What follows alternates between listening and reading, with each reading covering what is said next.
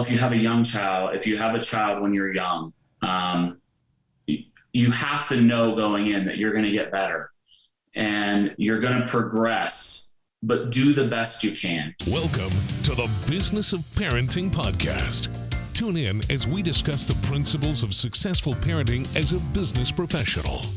Here's your host, Jason Harris.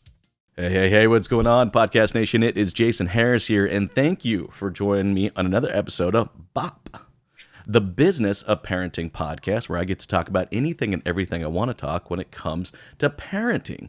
I have a very special guest with me. I have the one, the only, a great friend. I have Mr. Justin Searle with me. Justin, what's up, man? How you doing? How are you, Jason? I'm good. We've only met in person at maybe only one time. Twice. Isn't that crazy? Because it doesn't feel like that. It doesn't feel like that. I feel like we're friends. I feel like we have the same body type. I feel like we both have facial hair. I feel like we both from automotive. I feel like we're like, kindred spirits. 100%. I'm pretty confident that if I needed to call you to get me out of jail, I was in your area, you'd probably come get me. I would do what I could to get you out for sure. Yep. And we only met one time. Only one time. But hey, Kindred spirits. That's how it works. Hey, man, thanks so much for taking the time to jam with me today. This is going to be a very fun conversation. I am definitely no expert, all right, in the business that is parenting. I've made it kind of my goal to take kind of a systematic approach to parenting, which may not be everybody's cup of tea, and I understand. Yes, I do see my kids as products, and I do see that I got 18 years to put the products out into market, and the market's going to determine if they're a dick or not. So it is a business to me, and that's just the way I like to process it. And we have some cool topics. Before we kind of get into our topics today, I love kicking off these podcasts with a little origin story, because I'm always fascinated to find out myself. So let's kick this off with a little bit about yourself and the family, and then we'll get into our topics. So I'm from the automotive space, as you know, we just talked about, and that's how I was introduced to you. And my wife and I have 6 kids, ranging from 22 to 9. And awesome. They're all different, 5 girls and a boy. And each one of them is completely different in their own way. And, that gets us here. We're going to have to get your better half on here at some point. Yeah. This is actually really fun. Sure. You know what? I'm going to do one with you, and then I'm going to record one with her. Because I'm curious to see what the contrast is. But you can't talk about it. We should talk about that alone, because she is completely different parent type than I am. But that's normally how it is, too. Right? She's better too. She's a better parent for sure. But no, that's a good podcast topic in itself. I love when we go squirrel. Me and you like to go squirrel pretty fast, right? Yeah. But there is something there, right? I mean, like in business, you have partners, and typically partners bring something to the business that the other partner doesn't bring. Hence the reason why the partnership works incredibly well. And it's the same with my wife. I'd be the first one to admit that since I grew up and worked in the automotive space, that, look, it's an industry of suck it up, buttercup, and check it out the door, that I might be a little rough around the edges at time. Me too. And my partner is the softer, maybe, gentler tone. But there's a balance. And that's a good thing. But anyways, I digress. That's a good rabbit hole. We'll definitely save that for another podcast. But that's a good segue actually to our first topic today is being a kid when having kids. All right. Yeah. Tell us a little bit about when you had your first and what was going on in your world during that time. Yes. So we had our first, I was 21, newly 21. Mm-hmm. And the one thing I can say, and it makes me sad. It always makes me sad. It makes me feel guilty, is that I'm a much different, better dad to my 9-year-old than I was to my 22-year-old. Mm-hmm. And I was there, I was present, I was around, but at 21 years old, it's just a complete, my mind wasn't anything like it is now. Oh. And, just, from A to Z, the way that it's just totally different. I'm just a completely different person now than I was then. Mm-hmm. And like I said, I was home every night. I was tucking her in. I was telling her I love her, all that stuff. But, it's just, I'm so much better now than I was. And so for those of you young parents out there, you are going to grow as you develop in age and learn things, and you learn about parenting. Just like, even if you have two kids, mm-hmm. it's almost impossible not to be a better parent to that second kid than the first kid, because you learn so much from the first kid, right? Oh yeah, there's definitely a progression. I mean, I remember when Lily was born, I think it took me about 30 minutes to put her into her car seat, because I was like, mm-hmm. It has to be perfect, symmetrical. Yeah. Like, I'm like, and I'm like, I think the drive home was literally about 2.5 miles. Like, that's how close. We lived super close to the hospital. Yeah. I think I did it in 15 minutes. You know what I mean? Like, there was just this. And then I remember by the time, Luke was born, it was like, on the way home from the hospital, like, well, let's stop and get breakfast. Yeah, that sounds like a good idea. Let's go do that. We're just like bringing them in. We're like, and it's like, your first one, it's a different mindset. Everything's so different, right? It's so new. It's so different. You're like, don't touch that. Don't put that in your mouth. And, when then by the time you get to a certain point, you're like, well, I guess I'll consider that lunch. And like, all right, we'll call that lunch. There we go. But no, I remember when Lily was born, there was this it was just the most awkward feeling, because I was young. I was in my young 20s as well, right? And there was within about 30 minutes of her being in the world, there was this I had this just difficulty to remember anything that happened prior to that. It was like everything that had happened prior to that felt like such a distant memory, And I was like, "Oh crap, this is weird," But everything changes. It fundamentally changes. It fundamentally changes, and to your point, I think there's a mindset around willingness to change and accepting change. How do you feel? And that would be my next question for you. How do you feel like we can maintain that acceptance of change? Because I think that's the hardest part when we're young and we're having kids. Yeah. So when as you have your second kid, your third kid, your fourth kid, you anticipate those. Okay, I'm not going to sleep as well. The baby's going to be crying. We're going to have to feed it. We're going to be waking up all night, which Evelyn did the bulk of. Believe me. But you anticipate a lot more. You know what to expect. And that first one, it really is it's a major culture shock. It's like, wow. I have a human being that is here, that I helped create. It's very crazy for sure. And I think it is crazy. It is crazy, but I think just like in business, you have to have this mindset of growth. Right. You're like, I'm not necessarily sure how I'm going to do this, but I'm going to kind of figure it out. So that was the one thing I wish someone kind of bestowed on me, of going, you will have no clue what to do. Accept that right out of the gate. All right? Yeah. But what you can control is your willingness to learn what to do. Yeah, for sure. And I just don't remember that being, it didn't take me until a few kids later. I'm like, oh, okay. I got to regularly commit myself to learning and reading books or listening to podcasts or whatever it was, right? But it's definitely a challenge, and willingness to learn and adapt and change is pretty much the model, right? And which is kind of a good segue kind of into our next topic, parenting kids with special needs. Yeah. You have a beautiful daughter. Tell us a little bit about her.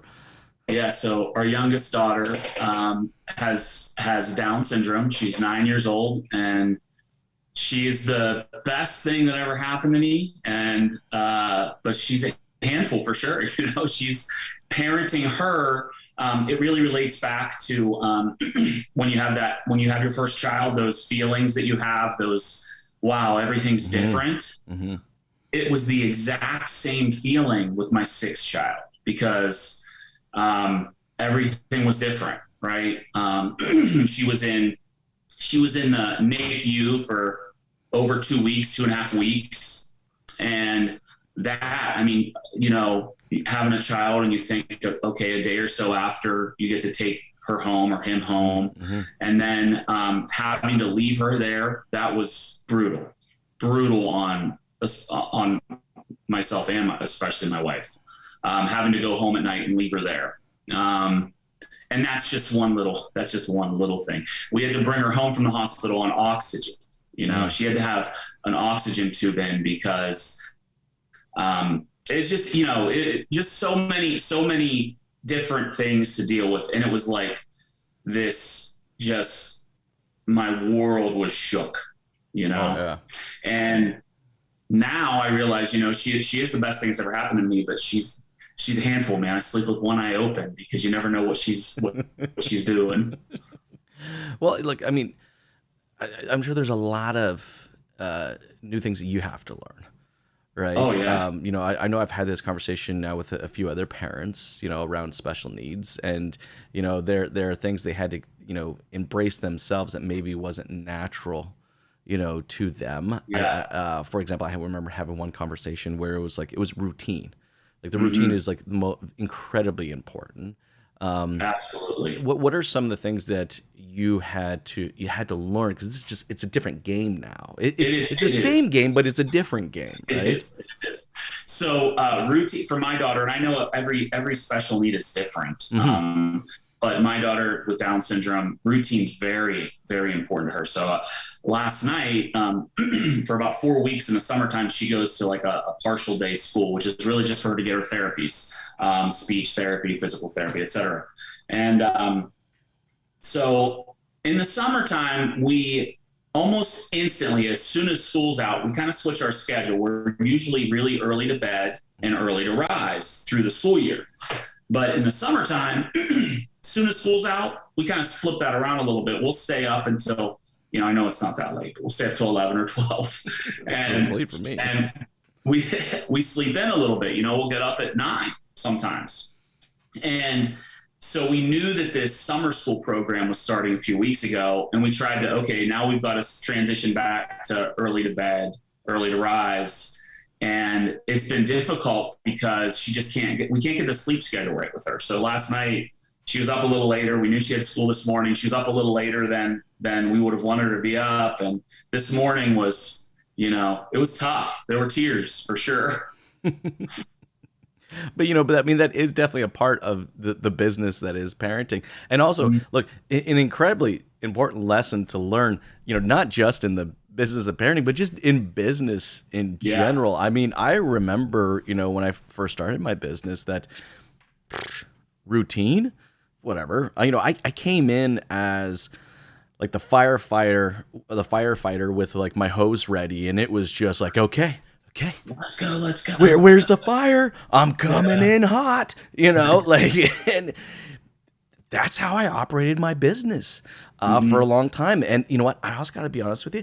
I feel like that's also kind of how I operated the business of being a parent for a while there. I was that firefighter coming in hot. I'm just like, where's the fire? Hey, get off your brother. You know, don't talk to your mother that way. You know, like, it wasn't until I think in business, you know, I had a mentor tell me just the importance of a routine, that just from a just a psychological perspective, how your brain gets trained, you know, to kind of handle these highs and lows throughout the day, and just how insanely important it is. And I don't know about you, but do you feel like you are better now, just personally and professionally, with routines?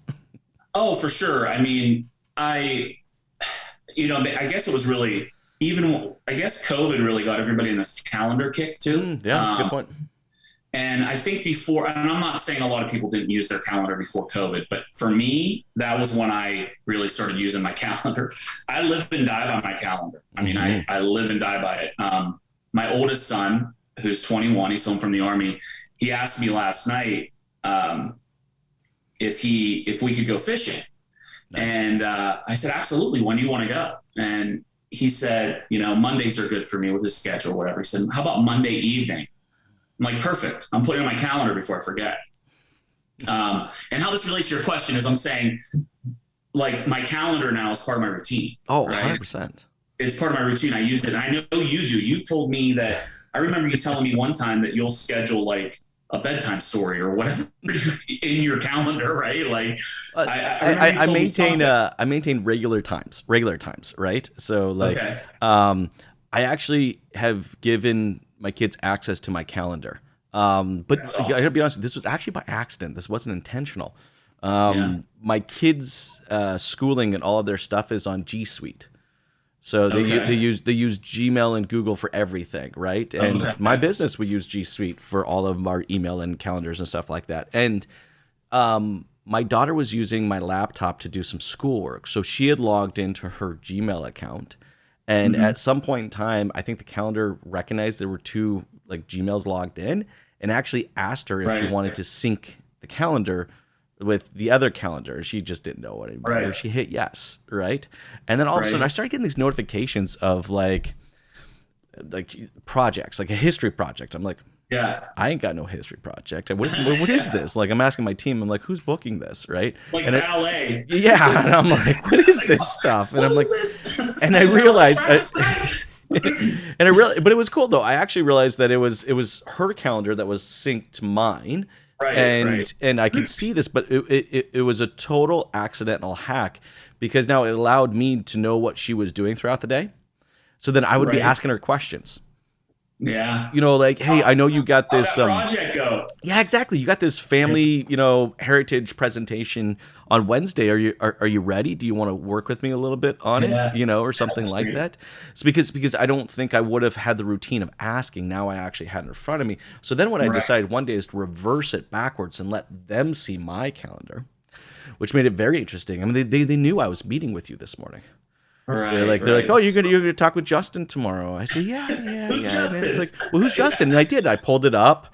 I pulled up your LinkedIn. I think I found a picture of you and your daughter, and I said, yeah, that's one of his kids. I think he has 6. Oh, that's cool. That's cool. And then they were asking questions. 6 kids. And I'm like, I know, right? That's really cool.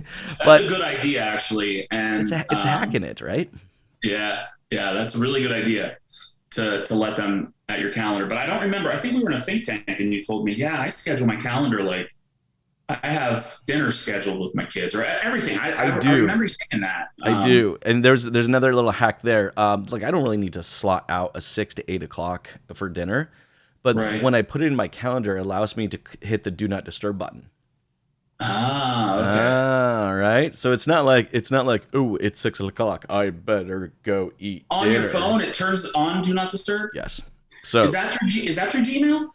That's an Apple thing as far as I know. It's like I can actually in Apple when I'm scheduling it, I can add do not disturb during these hours, which is amazing because it will That's the Apple calendar. It's the Apple calendar, but connecting to my Gmail, obviously, right? But the cool thing is like if you've seen it, have you ever tried to text somebody when they're in do not disturb mode? You'll actually see it. You get that they're busy or whatever. Yeah. They're in a do not disturb mode. This message won't get to them until after that do not disturb. My problem is I don't know how to sync I have my Apple calendar and I have my Gmail calendar. I don't know how to sync.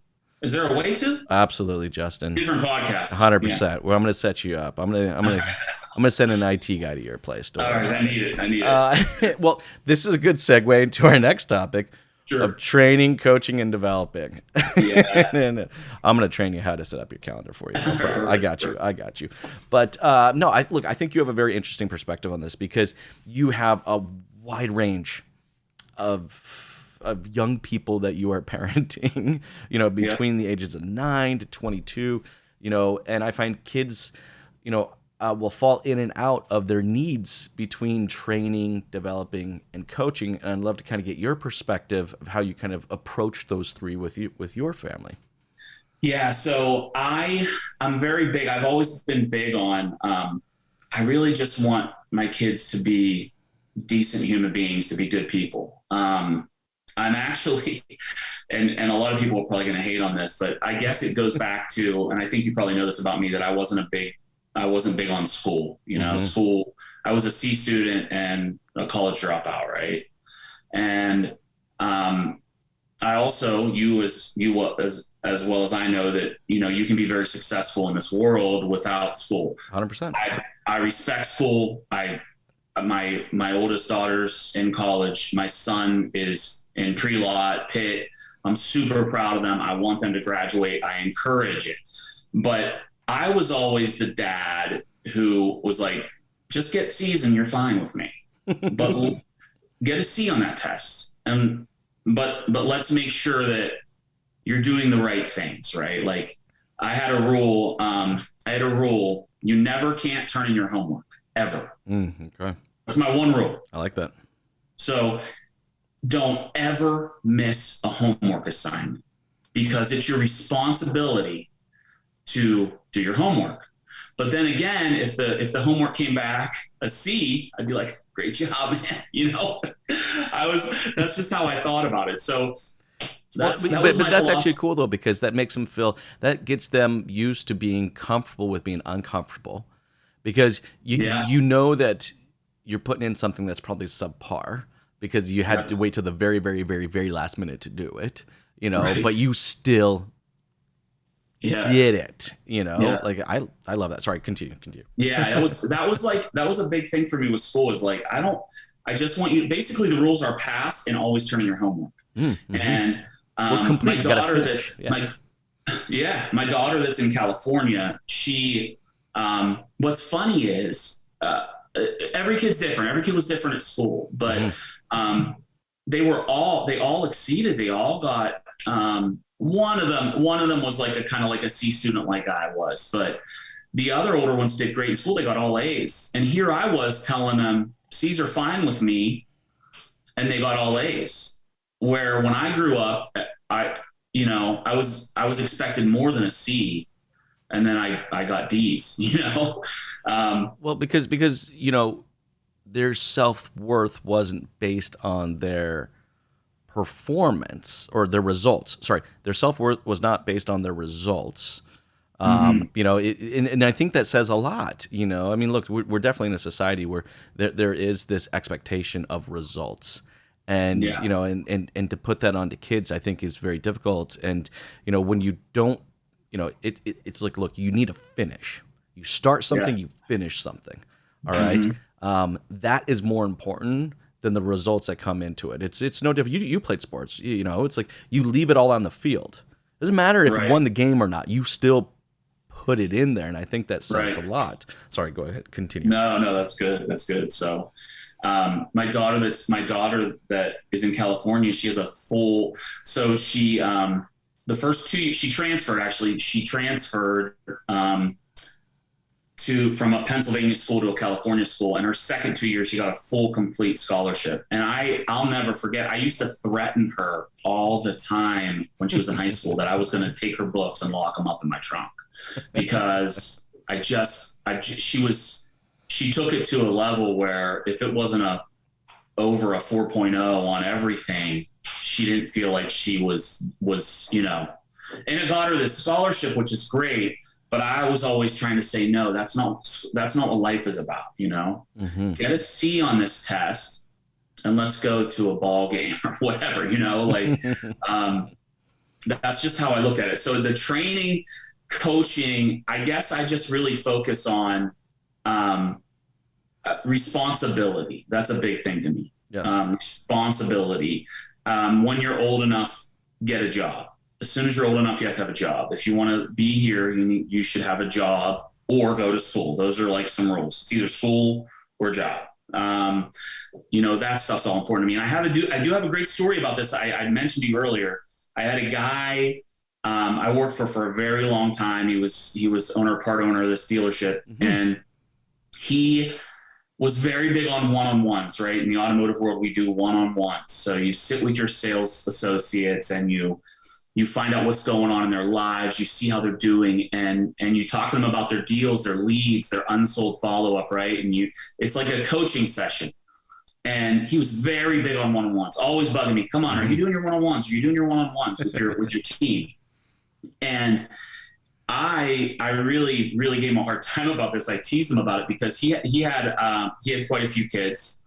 And what he did is he started, I think it was like a weekly thing where he would do a breakfast with one of the kids separately. And he called it a one-on-one. And I was like, dude, what's wrong with you? Everything's work with you. Why does everything have to be like tied to work, you know? And I used to give him a hard time about that, but he had the right idea, right? Because when you have multiple children, they're all yearning for your time. Absolutely. And he made sure that they got some of that individual time. And I have not done a good enough job with the 6 kids of that. You know, I remember one time I took one of my older daughters to dinner by ourselves, and she's whatever, 22 years old. She still talks about it because it was that one time that we did something by ourselves. Right. So that's important. Well, and you know what, like business. All right. You know, I feel like we learn more from our failures than we do our successes. And you know what? And if you think about it, I mean, our entire business is a foundation of a combination of successes and failures. And I actually think, like, you know, the bricks that are failures are actually much larger than the bricks that are successes, right. Because they just support so much more in the sense that we grow and we learn from them. And, you know, I mean, look, this is the point of doing this podcast, is that, you know, we're not experts. We fumble. Oh yeah, we all the time. A lot. All the time. You know, but I think by just being open and transparent, others can learn from it. I mean, look, I learn more about what to do in business, all right, from, you know, talking and working with people and watching of what to do and what not to do, right? And I never felt like there's enough business mentors out there that I can shake a stick out. I'm like, oh yes, I can find that. But not a whole hell of a lot of the business of parenting mentors, and that's why we do this podcast, right? Yeah, it's just absolutely. like, you know, there's 100 things I wish I did better of. You know, the first, you know, when I was a dealer principal and I had my own dealership, like for 3.5 years, man, I wasn't home, wasn't there. You know, right. Like a young dealer principal starting off their business. Like I was going in on Sundays because nobody was at the dealership, so I can get caught up on paperwork, just get stuff done, right? But you know, like, but that's just where we learn. We continue to evolve, and there are things that we find that, you know, are what I call kind of big wins, and then we continue to maintain those wins. You know, we got a chance to talk a little bit about this off camera before, where we were talking about, you know, just communication. And, you know, you have this amazing, you know, regular cadence of communication with your kids. And I want to get into that because that's not something that I grew up with. I mean, if I talk to my parents once a month, maybe once every 2 months, that's normal. Yeah. But so tell me about that last text message you got from your daughter. I thought it was pretty funny. Last text message. Oh, which one? She was sending you a song. Oh, yeah. So, okay, that's a great story. Okay, so my daughter in California, when she lived here and, you know, with me, we didn't text all that much. We didn't talk all that much. Even when she was at school like 40 minutes away, and we didn't text all that much. You know, there was obviously a lot of love there and everything, but when she moved to California, she started texting me more. And a lot of mushy texts, like, you know, I think she started really, really missing, and me as well, just that she's not right there anymore, you know, that I got to get on a plane to go see her. And we have a song that's kind of our song. I actually have a song for all of my kids. I have a playlist. Each kid has a song, all 6 of them. And some of them have multiple songs, but they really all have one song that's their song. And she texted me a link to the iTunes song that's our song. Oh, I'm so sorry. It's all right. See, do not disturb should be on. I'm doing it right now. So she texted me. She texted me the lyrics, not the lyrics, the link to our song, and told me she loved me and she missed me, and that like obviously it got me a little bit emotional. That just happened last night. So we texted a little bit back and forth, and I said, "Are you going to come home before school starts?" So we're talking about trying to get her home here in the next few weeks. You know what? But I find that communication is key for connection. And that's we know this in business to be very, very true, right? Mm-hmm. We know this. I mean, we practice it very regularly. We know that if we over communicate to our clients, we maintain better connections, and better connections generate more possibilities for growth and revenue and profitability. So we know communication is insanely important in business. and so much so that we'll schedule it. You can go in business, you go and you'll have a CRM, and the CRM will tell you the next 12 times that you're going to communicate all right with this person. But that mindset is so very, very true and important as it is, in the business of parenting. We have to kind of maintain this intentional communication where it's like, oh yeah, no, it's my day, it's my time. I'm going to make this phone call. I'm going to connect, with the kids or mom and dad or whatever it is. It is so incredibly important to the business of parenting. I know we're towards the tail end of our time because it goes fast, right? But before I let you go, I'd love to ask one last final question. With the 6 kids and all the worldly wisdom you have, all right. If there was some advice that you would like to share to maybe a new or up and coming parent that's getting into the business of parenting, what advice would you share with them? So I'm going to give you a couple of pieces of advice. And believe me, I screw up as a parent every day, just like I screw up in business every day. But first of all, if you have a child when you're young,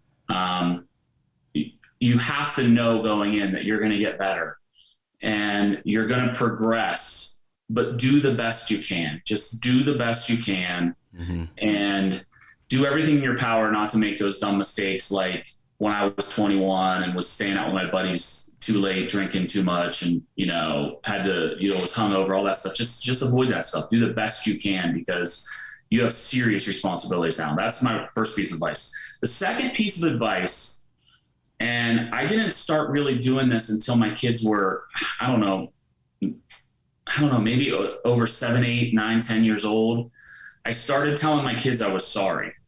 And a lot of parents don't do that. What I mean by that is if you know you were a little too harsh on them, if you raise your voice at them, if you snap at them, if you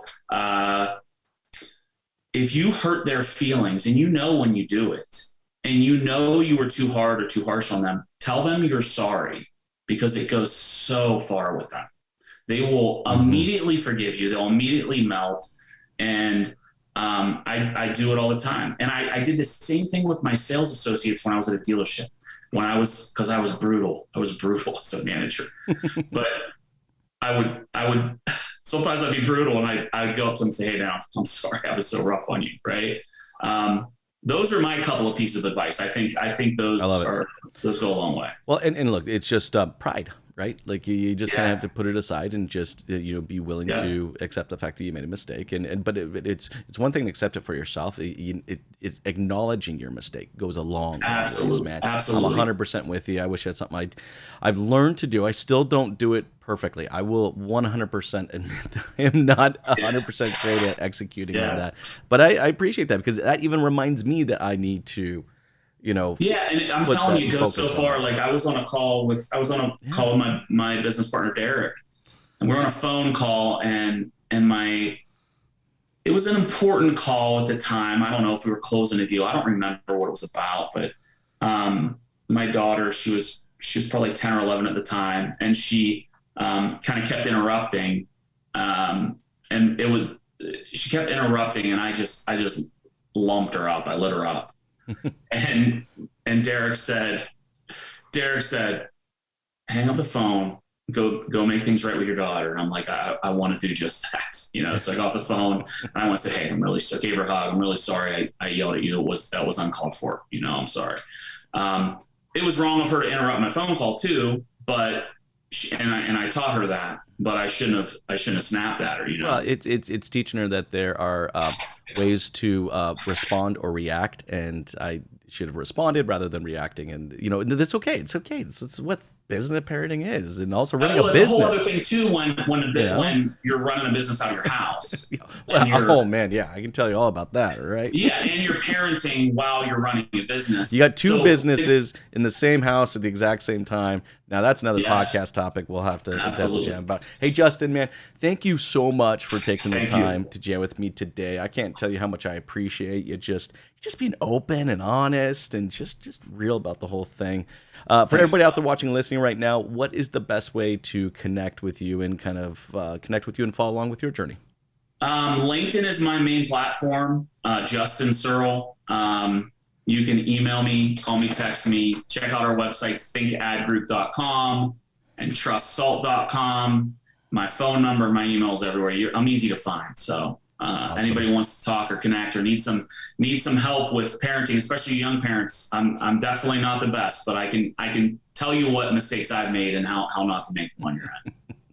Hey man, thanks again for taking the time to jam with me today. You have yourself an amazing day. You too, Jason. Thanks a lot.